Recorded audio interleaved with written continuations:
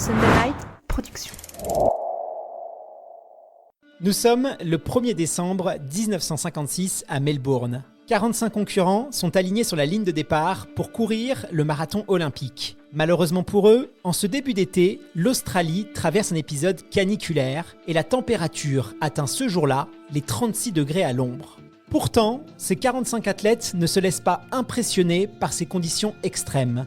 Ils sont tous concentrés et prêts à en découdre sur l'épreuve reine des Jeux Olympiques. Dans le sas de départ, on retrouve un homme qui se démarque du lot avec son visage lumineux et souriant. Cet homme, c'est le Français Alain Mimoun. Et il n'a aucune expérience sur marathon. Autant vous dire qu'absolument personne ne mise sur ce coureur. Et pourtant, il s'apprête à faire l'une des courses les plus spectaculaires de l'histoire de l'athlétisme et faire entrer son nom dans les légendes du sport olympique.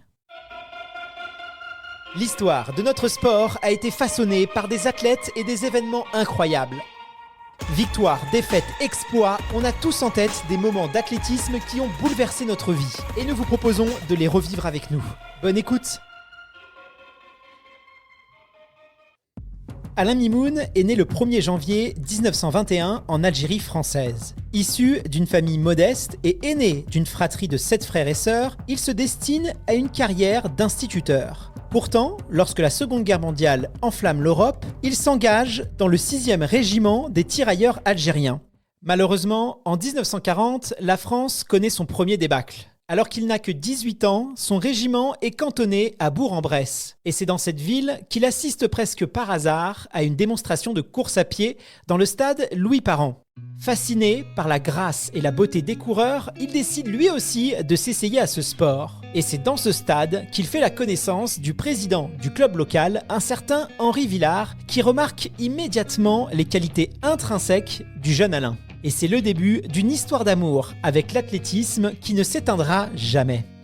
Mais la guerre n'est pas terminée et Alain doit accomplir son devoir. Il prend part à d'éprouvants combats et frôle même l'amputation de la jambe gauche après avoir reçu des éclats d'obus lors de la bataille du Mont-Cassin en 1944. Démobilisé en 1946, celui qui est devenu caporal rejoint le Racing Club de France et exerce en parallèle un emploi de garçon de café à Paris. Et c'est avec ce club qu'il va peu à peu se faire connaître jusqu'à dominer nettement les courses de fond françaises. Le moins que l'on puisse dire, c'est qu'Alain Mimoun ne traîne pas pour se faire un nom. Dès 1947, il remporte ses premiers titres de champion de France sur 5000 et 10 000 mètres. Bien sûr, il se retrouve très vite face à une autre grande star de l'athlétisme international qui brille déjà à cette époque, le Tchécoslovaque Emil Zatopek. Mais force est de constater que la plupart de leurs duels tournent en faveur de ce dernier. Que ce soit en 1948 à Londres ou en 1952 à Helsinki, Alain Mimoun doit presque toujours se contenter de la médaille d'argent derrière celui que l'on surnomme la locomotive tchèque. Mais plutôt que de faire naître une rivalité, cette compétition entre les deux hommes va au contraire les rapprocher et créer chez eux de véritables liens d'amitié. Au niveau national, Alain Mimoun domine très largement le championnat, que ce soit sur piste ou sur les redoutables cross-country. C'est simple, il collectionne les victoires. Et à l'approche de l'année 1956, où se profilent les Jeux Olympiques de Melbourne, Alain Mimoun a des rêves de grandeur. Il veut courir le marathon olympique. Nous sommes maintenant en 1956. Pour la première fois, les Jeux Olympiques ont lieu dans un pays de l'hémisphère sud. Du 22 novembre au 8 décembre, des athlètes du monde entier vont s'affronter dans un climat mondial particulièrement tendu. En effet, pour la première fois, certains pays ont décidé de boycotter tout simplement l'événement. Il faut dire que 1956 est marqué par plusieurs événements politiques tels que l'affaire du canal de Suez, les violences en Algérie et la répression sanglante de la révolution hongroise par l'armée russe. Ainsi, l'Espagne, la Suisse et les Pays-Bas décident de ne pas envoyer d'athlètes à Melbourne. Et c'est une première historique. L'Égypte, l'Irak et le Liban dénoncent quant à eux la participation d'Israël, tandis que la Chine décide de se retirer après que le drapeau de Taïwan fut hissé. Une chose est sûre, ces Jeux s'ouvrent dans une atmosphère particulièrement tendue. De son côté, Alain Mimoun, faisant tant bien que mal abstraction de ce climat délétère, traverse le globe avec la délégation française pour participer à ces JO inédits. Durant tout son séjour, il n'a qu'une idée en tête, affronter la distance reine des Jeux Olympiques, le marathon. Les Jeux s'ouvrent et les premières épreuves se déroulent les unes après les autres. Et enfin, le 1er décembre, synonyme de marathon olympique, arrive. Et Alain Mimoun compte bien prendre rendez-vous avec l'histoire.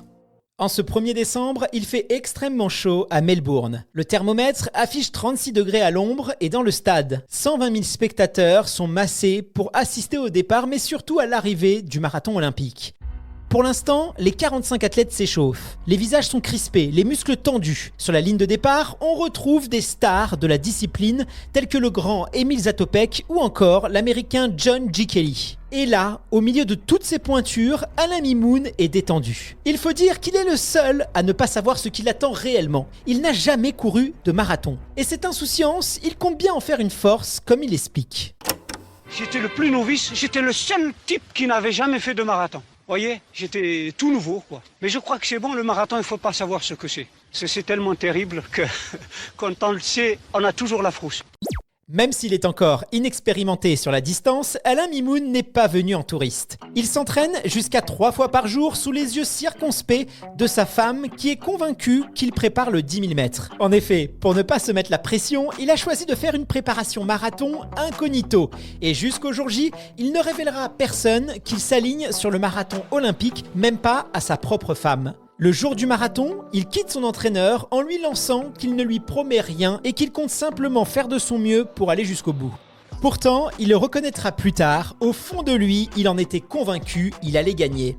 Il faut savoir qu'il est particulièrement superstitieux et plusieurs signes le rassurent. Tout d'abord, il apprend la veille de la course par message télégramme la naissance de sa fille qu'il prénomme Olympe. De plus, il porte le dossard numéro 13 et la course sera lancée à 15h13 précise. Et dernière chose, nous sommes en 1956 et pour lui, la victoire ne peut être que française puisque les Français avaient déjà été victorieux en 1900 et en 1928.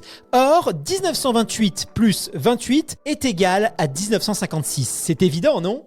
À 15h13 précise, le départ est donné. Mais après quelques mètres seulement, les coureurs sont invités à se repositionner sur la ligne de départ. En effet, les juges officiels ont constaté un faux départ qui sera le seul et l'unique jamais répertorié dans l'histoire du marathon olympique. Les coureurs s'élancent donc pour la 2e fois sur la ligne de départ. Dès le 15e kilomètre, un petit groupe de 13 coureurs se détache. Une fois le 20e kilomètre franchi, ils ne sont plus que 5 aux avant-postes de la course. Parmi eux, un certain Alain Mimoun qui s'accroche le plus discrètement possible à la tête de course. Peu avant l'arrivée au semi-marathon, Alain sent une main se poser sur son épaule. C'est celle de son adversaire et ami, l'américain John G. Kelly. Les deux hommes se connaissent très bien et ont l'habitude de s'entraîner ensemble. Ils s'apprécient. Et par ce simple geste, Kelly propose à Mimoun de le suivre afin de creuser l'écart sous leur poursuivant. Mais après quelques kilomètres d'efforts intenses, Kelly est victime de sa propre attaque. Et c'est au tour d'Alain Mimoun de prendre le relais. Et peu à peu, son ami américain décroche. Arrivé en tête au semi-marathon, il s'interroge. Doit-il se laisser rattraper ?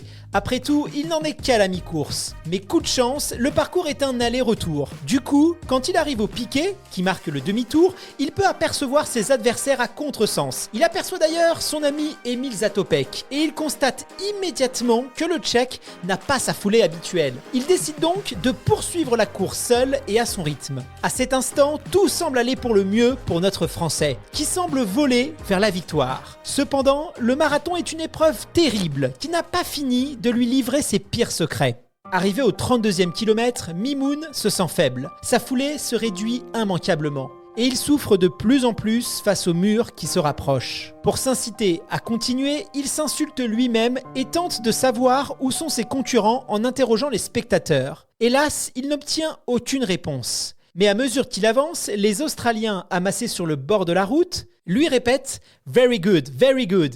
Accroché à cette pensée, il poursuit la course en accélérant un peu le rythme au vu du mât olympique. À 17h37, Alain Mimoun pénètre dans le stade de Melbourne. 120 000 personnes l'acclament avec ferveur. Il se sent alors pousser des ailes. Cette ovation, il la ressent comme une véritable explosion qui va le propulser vers la victoire. Il effectue le dernier tour de stade en un temps record de 1 minute et 4 secondes. Sur le dernier 100 mètres, il dit s'être retourné comme un voleur afin de vérifier qu'aucun adversaire ne peut le rattraper.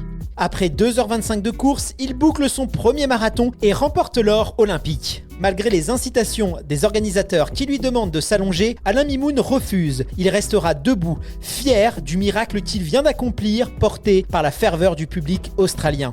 Peu après, son ami Emil Zatopek arrive au bout de sa souffrance. Le Tchèque termine en 6e position, ignorant qui est le grand vainqueur de l'épreuve. Tout à sa joie, Alain Mimoun se précipite vers lui en lui criant « Tu ne me félicites pas, Emile ?» Alors le champion tchèque comprend que son ami est désormais champion olympique. Il se met au garde à vous, retire sa casquette et déclare « Alain, je suis heureux pour toi ». Il s'enlace ensuite dans les bras pendant plusieurs secondes. C'est la dernière fois que ces deux-là s'aligneront sur la même course.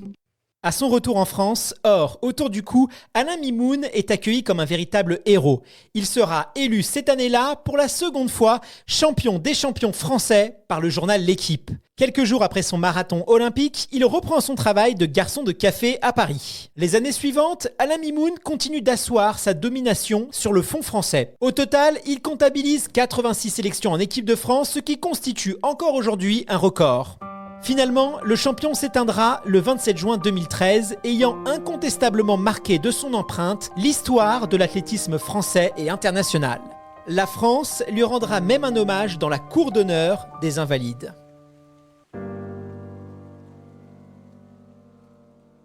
Vous venez de découvrir un récit de légende qui a marqué l'histoire du sport. Si cet épisode vous a plu, n'hésitez pas à en parler autour de vous et à nous laisser une évaluation. Cet épisode est inspiré de faits réels et de personnages ayant vraiment existé. Les dialogues sont des reconstitutions basées sur une documentation minutieuse.